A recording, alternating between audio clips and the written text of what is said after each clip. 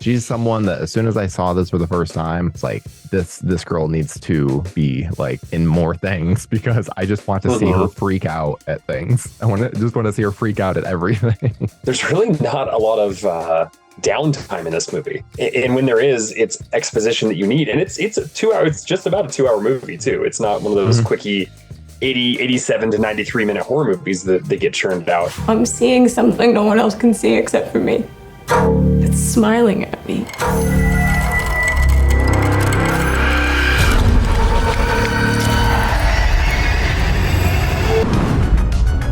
It's insane, right?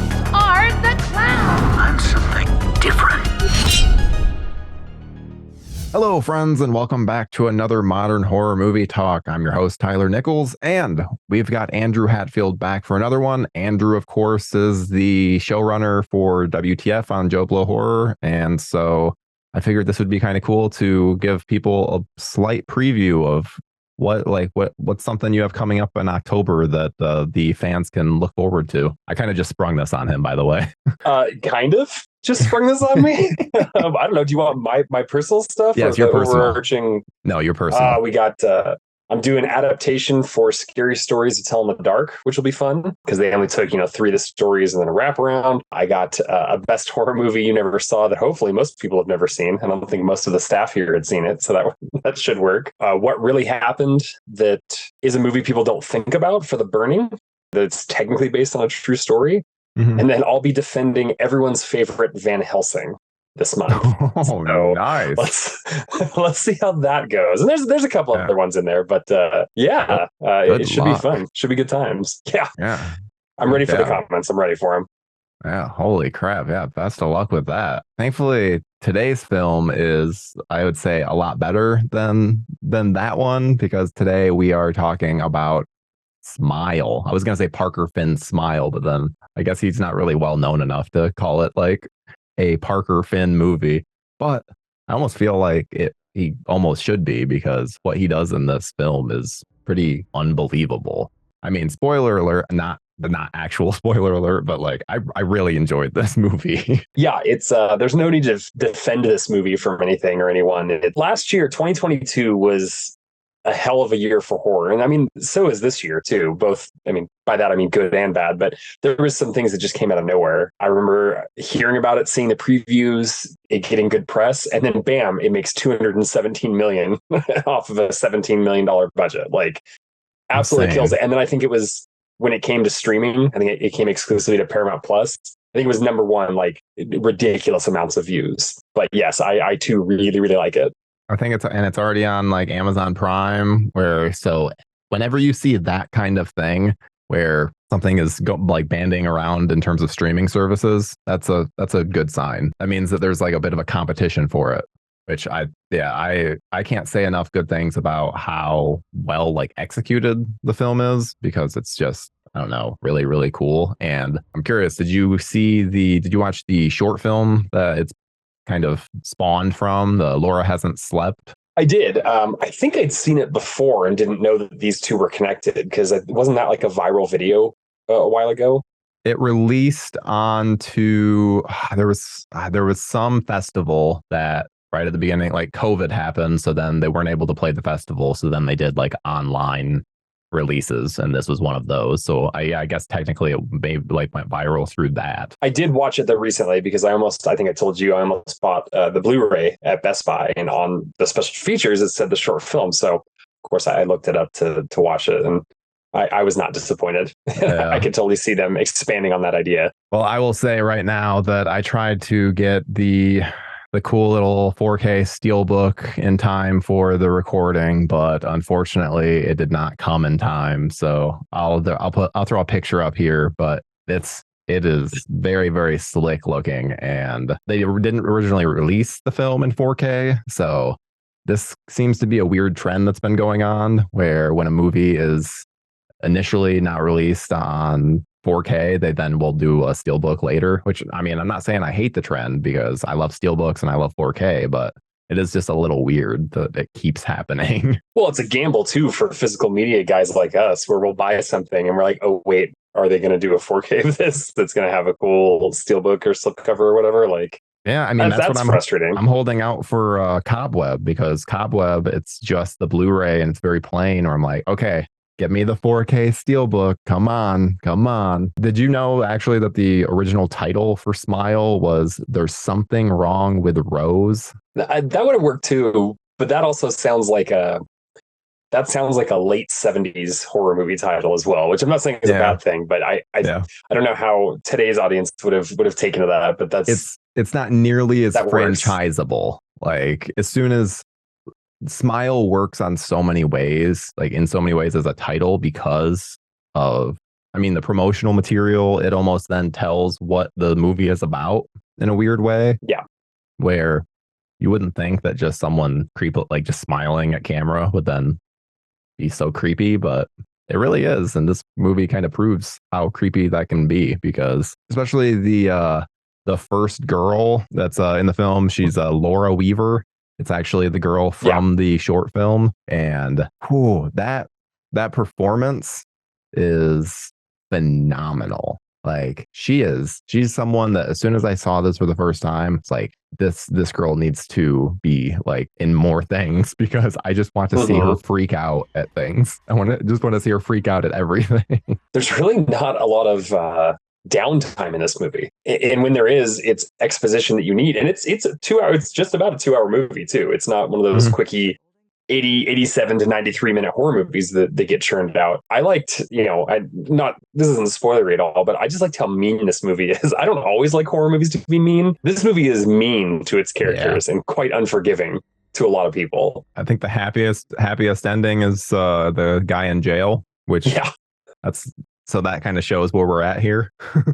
The guy that's safely behind bars and no longer perfectly content to stay there for the rest of his life. I don't know if I'd seen, and is it Sofie Bacon? Is that her name? Sofie Bacon. I don't know if I'd seen her before, and then I had to look her up, and then I saw her in a commercial with her dad. I forget what the commercial was for, but she does an incredible job in this. It just right when she popped up, I'm like, oh, that's Kevin Bacon's daughter. Like, with like there was just the most. You could see it in her face, and I'm like, I mean, it has to be Kira Sedgwick's daughter too. So, like, okay, that makes sense. And I mean, there's always the conversation of Nepo baby, like the nepotism thing. But my counter argument is always, who do you think is going to become a good actor? Someone who has acting parents, because they can guide them. It's the same reason that, someone who's a tradesman, usually because the kid grew up with it and knows the thing, usually will then go into that trade. Like, it's very common. Yeah. So I don't know, that kind of thing bugs me. And there's proof here that Sofie Bacon is proof that the whole nepotism thing is just nonsense, because she's phenomenal in this. Well, and the other argument for that is you get things like Chet Hanks, and clearly that's that came from Tom Hanks, but that's not going anywhere. So it doesn't always happen that way. God, good old Chet Hanks. I'm so glad that I'm so glad he got brought up. Oh yeah, anytime you can fit a Chet Hanks into a conversation, I think you have to. Yeah, okay. So this starts. Our main character is a doctor, right? And we get in the best hospital ever. That's like, I mean, there's a reason that I have this in like a pink lighting, so then it kind of makes the walls look a little pink, because I love that look. Everything with this movie, how it looks, it uses like the backgrounds and sound and color almost to me like a giallo, or it's just like an Italian horror film, how it presents itself. You think that maybe one of our main characters could be Laura, who you mentioned, but that quickly goes by the wayside as she's being treated by Rose. And it's crazy how much Sofie Bacon is in nearly every. I mean, is she in every scene? Like, she does a lot of work in this one. Flashbacks with the mom are like the only thing I can think of where she's not technically in it, which is insane for an actor. Like, that's a lot to be. That's a brutal schedule, and this character goes through a ton to be like going through that kind of a schedule. Like, that's It's pretty mind blowing because it sounds like they did a lot more than just performance. Sounds like costume and wardrobing. Also, there's like a slow degrade with what she's wearing from day to day because this takes place over 5 days, and there's like a very specific like place that she's in. Which now that I remember too, I think Parker had said they had like a 1 through 10 number board where it was like, okay, so you're at a 6 here. Like you're at a 5 here, like, so then you're able to gauge it that way, which I think is pretty interesting. She gets pretty strung out by the end of this movie, which I don't blame her. Did you know? What I remember from the preview is a very specific scene of something or somebody walking up to the car while she's on the driver's side. Yes. Part of me hates that because it does give away one of the good horrifying scenes of the movie. Yeah. But at the same time, you're so focused on that, and it doesn't really tell you the rest of what's actually going on in the movie, which I think is really well done.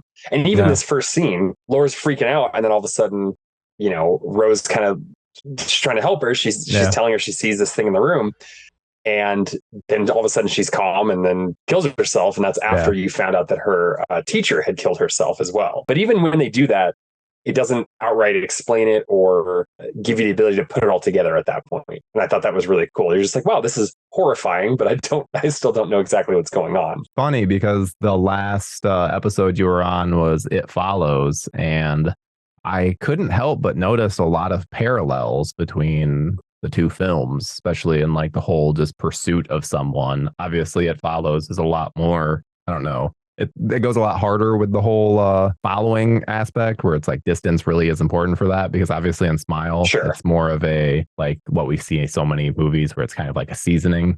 It's like feeds off the trauma, which I think it actually says at one point. They say it like it feeds off, it wants trauma, feeds off trauma, something like that. Yeah, it can't just deal, like it won't go to a normal person, because if they don't have enough past trauma or anxiety or built-in sadness or something, that it's not as effective for it. So they go for like the person that has the most stuff.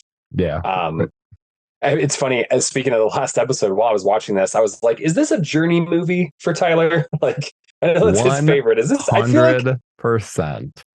Because this is Rose's journey, so we're following her down this horrible journey, and I was like, okay, that's another reason why he digs this movie. Okay. It's funny you say that, because watching it, I was like, I cannot bring up the fact that this is a Journey movie, because then people are just going to be like, oh, Tyler's on his Journey thing again. So I'm so glad that you brought it up. But because I agree, this is very much a Journey film where, I mean, I feel terrible for Rose in this. Like, I want nothing more than for Rose to be able to find some kind of way out of it and some kind of solution. Yeah. And I think that, I mean, I'm a cynical asshole, and I am always rooting for like kind of the evil outcome. But that's when I know that a filmmaker and like actors just did an amazing job, just because of the fact that I care so much about this character, because it's really all in the performance, because it's not like we're getting much of, I mean, we get some of Rose's personality in that, we know that she is an extremely hard worker and has put up a lot of walls against other people. But it's like, I don't know what kind of music Rose would listen to. I don't know you know what I mean? It's still her personality is still very much just flavored towards work. So then the fact that it really just goes to show like it's both the performance and the kind of the events that are surrounding the character that make you care for it so much, versus the actual character being so like, I don't know, dimensional and like real life. Because I wouldn't say, and I don't want to like, it's not like I don't mean this as like a negative against it. It's just, it kind of just speaks to how good the film is, in that it can have a character like this. Because I think without Sofie Bacon, and also Parker Finn does a great job with how he frames Rose in the story, but with a lesser actress, I don't think it would have worked as well. Because like there's a lot of times where they can just like essentially just rest the camera on Sofie's face, and it tells so much. yeah, with her performance, you don't need to know if Rose is a breakfast burrito person or, what, Yeah. if she graduated top of her class in high school. Like, we know enough about her that the performance from the younger Bacon makes that stuff irrelevant. We just care for her in the moment and the large amount of crap that's going on. I do like, and then immediately after that, the next scene is when you start kind of getting her hallucinations. And so you still might not know what's going on, even to the point where like you might not guess that she's targeted next by whatever this force is. It could just be that she's so traumatized that she's having these things, and that's what her boss, played by Cal Penn, thinks is that she's just getting she's working too hard. She's gone through a lot of trauma stuff, and he tells her to go home. But most of the hallucinations are good enough to where it takes a minute before you realize that she's hallucinating in this, which I also think is a great job, and that's got to be definitely the director. Yeah, they do such a good job with those. I was faked out several times. I think too, as I was bashing Rose as a character unceremoniously. I didn't mean to, but there's a great scene where it's like a dinner exchange with Rose and her sister's husband. Which, by the way, I just have to say, do not like the sister's husband, and just as a character, actor's fine. Just like he's a fuck boy. I don't use that word in everyday life, but everything about that guy is a fuck boy. How he reacts to every situation, where I'm just like, oh, dude, I don't like you. Yeah, in my other job, I work with a bunch of younger kids, and they'd probably call him like a giga Chad or something along those lines to, disparage him. But yeah, he did a good job, because I don't think we're supposed to like him. Yeah, and I didn't care for him either. But and then so she, therapists, doctors have doctors, and psychologists and psychiatrists, they have their own people to go talk to. So she goes and talks to her former, and I'm trying to think, I can't think of the actress's name, but it's Calamity Jane from Deadwood, I think. Robin Weigert, and yes, it is Calamity Jane. Yeah, that was the only. Then she even popped up. I'm like, Deadwood, yeah. Yeah, she's really great. She dressed a lot nicer than she did in Deadwood, but that's immediately what I thought too. Yeah, much better teeth as well. Yes, and the other tragic part about Rose is that she's unintentionally getting gaslit, because all these people they think they're doing what's best for her, but they're actually tricking her into believing that what's actually happening is not happening. They're not doing it on purpose, like some scummy boyfriend, or like the main, I guess, antagonist from Invisible Man from a few years ago as well. But like, it's just sad that like it's one of those things with mental health that people tell you, move past and get over it. And there might actually be probably not a grief demon chasing you, but there might be something actual behind what's going on. Yeah, that is one thing that does bug me about the movie, is just how dismissive they are of her. And I mean, I do understand, because they already set it up with the mom, where it's like, okay, everyone just then assumes that the same thing is like happening to Rose. But it just kind of bugged me, because I think that's kind of slightly an easy out, where I would have preferred, I would have preferred if she had more than just like the detective that was kind of on her side, especially when, I mean, she shows up to her sister's and has like a bunch of proof, and like that's not good enough. So I don't like that. Like I need a little more like empathy, I guess, from like more than just one character, like especially when that one character was someone who had just met her. Joel's her ex-boyfriend. He doesn't fully believe her, but he at least tries to support and help her. I shouldn't say just met her. Yeah, it is ex-boyfriend. I guess I forgot about that. We just meet him. Like he pops up randomly, and it's just like, oh, here's a new character. And they give you that little, it's just like you talked about earlier, they give you that little hint of backstory, but they don't really go into much of their life. Yeah, for some reason I like zoned out on that on my second watch, and definitely wasn't. I totally forgot that. Yeah, they definitely. It makes me kind of like, because there was one point where I was like, I don't like how much these two is too much, or like they're a thing when she has this fiance. But then, okay, I get that a little more so then. Well, and he's got more feelings, obviously, because you can tell there's times where he's like, I really shouldn't be doing this, or I really, this is not a great idea, but I'm going to try to help you anyway. Mm-hmm. Yeah, which I think they do a good job with his character overall. Because I mean, they do a good job. Every Kyle Gallner movie or anything he pops up in now, his character is always good. So that's seems to be one of the advantages of whenever seeing him. Because I'm like, okay, this should be an interesting character. The big moment I think that we have to talk about is the birthday party, because holy hell, like the anticipation on a rewatch is just unreal, because the whole time you're just like, I don't want, no kid, don't do it. Don't open that up. I don't want you to. Don't, please.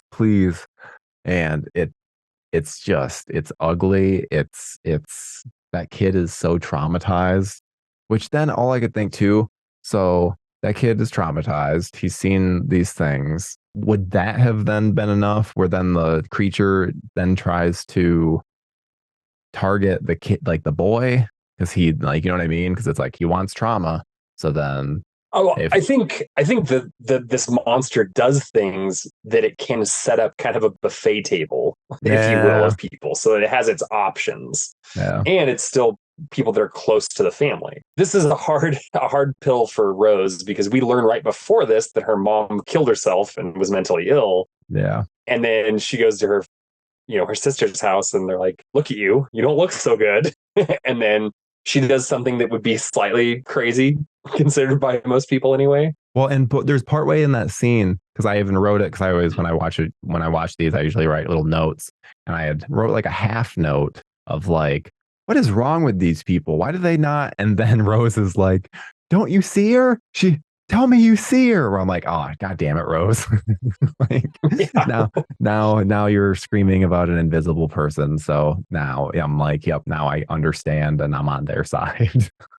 Yeah. Nobody is on Team Rose at that point, at that party, after that happens. I mean, the kills and the previous like hallucination scenes are one thing. This is the point of no return for the movie. Mm-hmm. Like we're gonna kill this thing and just horribly scar a kid. Yeah, that kid is messed up. And break her alliance with her sister, who didn't want to talk about things but was still there for her. But then it's like, nope, we're done. And she falls and gets hurt. And that was a hard scene to watch. And then it's quickly followed, because she's crying in her car, by one of the great scares in the movie too. Is that scare right then? Because I thought she goes to the hospital right after, because she got all cut up. She gets put through the table. Oh, is that then the scare is when she comes back to her sister's house to try to reconcile? You're right. Yeah, it comes back the next day. Yeah, I only thought of that because I took note of the her going through the glass, because all I could think was like, yes, someone finally goes through glass, and it's realistic, because her arms are shredded. Oh, and it's like, she gets messed up. That's how it is. Because I love Scream 4, but when Jill throws herself through the table and she barely, like, she has like a couple scratches from, like, you would be cut all over. Well, it's one of the best parts, and I love this movie, but that Russell Crowe, Ryan Gosling movie, The Good Guys, where Ryan Gosling breaks the window with his hand. Nice Guys, and he breaks his hand. He's like, oh no, and he like passes out from blood loss. I was like, that's perfect. That's what's going to happen if you're going to be an idiot and break glass. One thing I want to talk about is Judy Reyes popping up as one of the victims, like one of the prior victims' wives. And I love Judy Reyes so much. I grew up with Scrubs. I was a teenager, but I just really enjoy that show. And anytime she pops up in something, I'm always just impressed with how much she's grown as an actress. And speaking of which, there's a movie that recently came out called Birth Rebirth. It's absolutely fantastic. It is a Frankenstein-inspired film, and it is starring Judy Reyes, and cannot recommend it enough. It is so good. But her scene in this, I mean, it's one of those things where, like, the moment she even pops up, I'm like, yep, this is going to be an emotional scene. And I think that that's almost one of the strengths that the film has, is that every time one of these one of these character actors pops up, you're like, you're almost like, it's almost a shock because it's not someone you're expecting to be in a horror movie, but it's also someone that just like can bring it. Yeah, I was excited to see her too, because that was a show that stuck with me. I remember watching it on Comedy Central and even ABC, I think, when it was first on. But NBC and then went to ABC for the final 2 seasons. That's right. Yeah. That's right. I think that's what happened. I think I finished the show live, but I was watching it like the first few seasons as they were already on like syndication for Comedy Central. Mm-hmm. But yeah, it is fun when people like that show up in a horror movie. We're like, you're not a horror person. What are you doing in my horror movie? Yeah. But it helps when they're like, my favorite example of that is I grew up watching Wings, and then Steven Weber and Tim Daly decide we're going to do all the Stephen King movies for made for TV movies, and they do quite well with it. Yeah, they're phenomenal. I mean, I've said it on the show a couple of times, but the It audiobook that Steven Weber narrates is phenomenal. My favorite audiobook of all time, and it's because of Steven Weber. So highly recommend it. Oh, one thing I want to bring up, and this is mostly because I just saw this on the specials. There's not really a soundtrack, like a score to this. It's mostly sound design. I watched them how they did it too, and it was like a cello or violin bow, like just on this piece of wood that it would like catch and like just that's what they did like throughout the whole movie. And it's just like, and there's a ton of silence. Like the movie really rests in silence and really like takes it, I don't know, which I think it works well, those silent moments. But that way, when it does add in the little bit of score that it has, it just will blow you away. And like now knowing like what it was that produced those sounds, I'm like, that's why everything about it just feels so otherworldly and weird. It's like a drone. It's not like natural. Yeah. You're taking something that is very natural using those instruments, but you're using them the wrong way. And it helps because, there's not a lot of, there's stingers when stuff happens, but there's not a lot of, I couldn't tell you. It's the opposite of the last episode I was on, where It Follows has a very memorable soundtrack.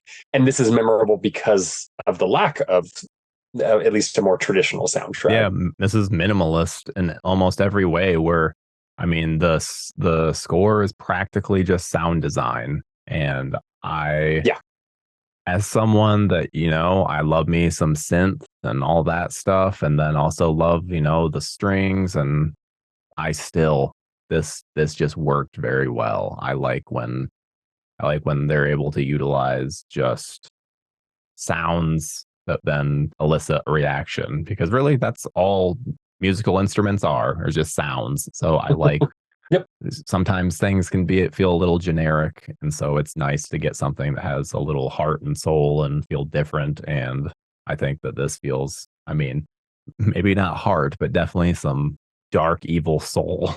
There's a couple things that happen, like she basically breaks up with her boyfriend because she's offended that he's trying to help her, and I get that, because now it starts like now it goes into where she feels like she's getting gaslit.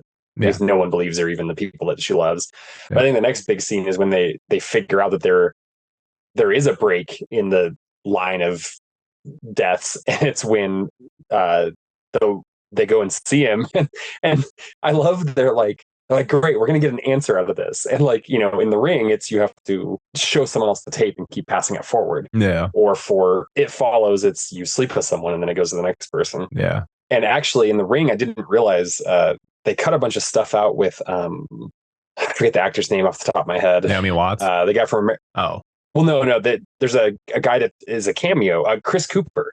Chris Cooper was supposed to have a larger part in the Ring, where Naomi Watts is doing a story on him, and she finds out that he's really a bad person, and so she has him watch the tape so that her son will be saved, like to make a copy of the tape.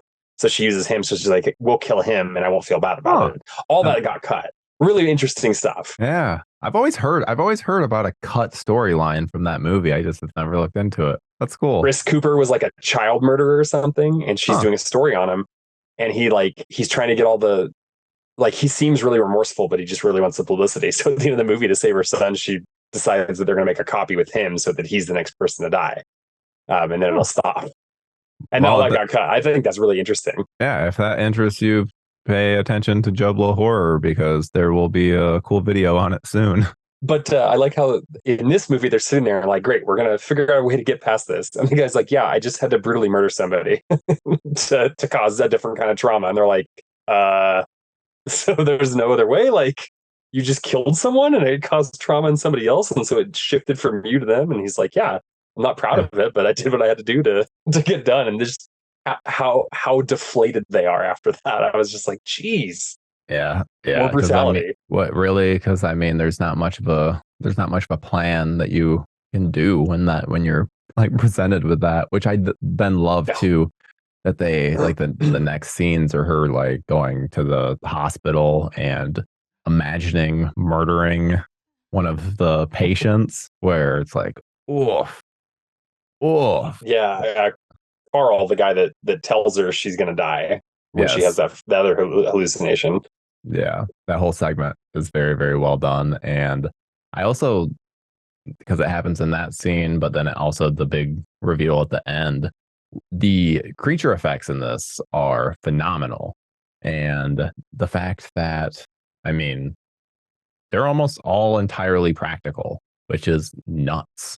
Like, that's absolutely nuts. It's all just, most of the CGI is them removing elements, like removing a stunt performer, removing someone that's like puppeting this arm or puppeting this or that. Like, that's crazy.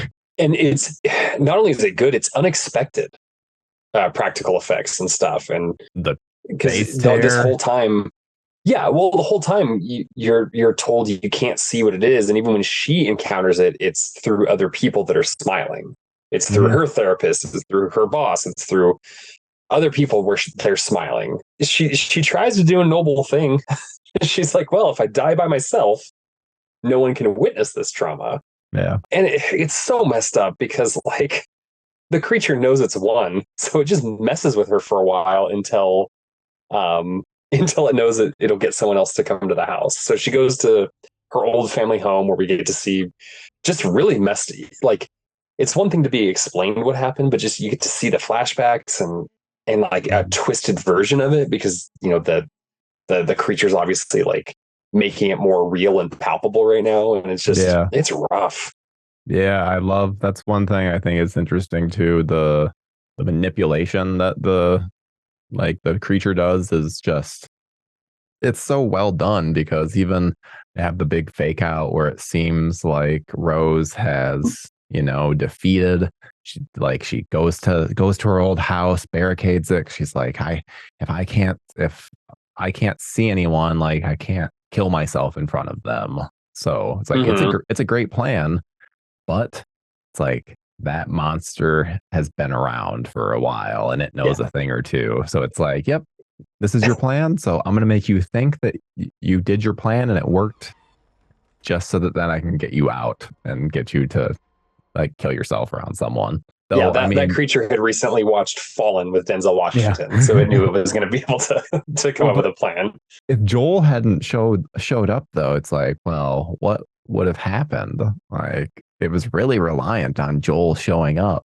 But I'm curious if that just means that she would have just been dragged along further because technically she gets killed at the 5-day mark, and so but they've mentioned it's been 7 days, like the longest is 7 days. So it's like maybe the creature would have just kept fucking with her until she finally would have interacted with someone else. Well, yeah, it would have been, you know, the witch fattening up Hansel and Gretel. You just keep feeding that trauma to keep making it worse and worse. And it's going to be a tastier meal for that thing.